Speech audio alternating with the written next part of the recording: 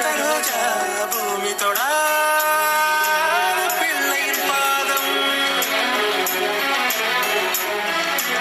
எல்லா சிவப்பும் உந்தன் கோபம் எல்லா சிவப்பும் உந்தன் கோபம் அந்திவானம் அரைக்கும் மஞ்சள் அக்னி கொழுந்து பூத்த மஞ்சள் தங்கத்தோச்சை ஊட்டும் பச்சை நிறம்